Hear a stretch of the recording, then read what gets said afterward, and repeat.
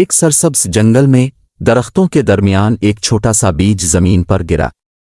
اس بیج کو دیکھ کر باقی درختوں نے مذاق اڑاتے ہوئے کہا، تم تو بہت چھوٹے ہو، کبھی درخت نہیں بن پاؤ گے۔ چھوٹے بیج نے ان کی باتوں کو نظر انداز کیا اور اپنے خوابوں پر یقین کرتے ہوئے زمین میں جڑیں پکڑنے لگا۔ ہر روز وہ چھوٹا بیج تھوڑی سی محنت کرتا اور زمین میں اور زیادہ جڑیں بناتا۔ جب بارش ہوتی تو وہ پانی پی کر طاقتور بنتا، اور جب دھوپ نکلتی تو وہ اپنی شاخیں سورج کی طرف بڑھانے کی کوشش کرتا۔ کئی دن، مہینے اور موسم گزرتے گئے اور وہ چھوٹا بیج ایک ننھا سا پودا بن گیا۔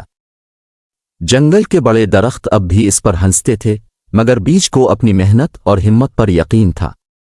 پودا دھیرے دھیرے بڑا ہوتا گیا اور مضبوطی سے زمین میں جڑیں پکڑتا گیا۔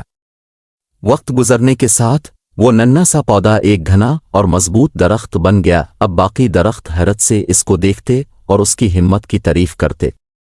چھوٹا بیج جو کبھی کسی کے لیے اہم نہ تھا، اپنی محنت اور لگن سے جنگل کا سب سے خوبصورت اور مضبوط درخت بن گیا۔ اخلاق: یہ کہانی بچوں کو سکھاتی ہے کہ چھوٹے خواب اور چھوٹے قدم بھی بڑی کامیابیاں لا سکتے ہیں۔ ہمت اور محنت سے ہم اپنی زندگی میں کچھ بھی حاصل کر سکتے ہیں۔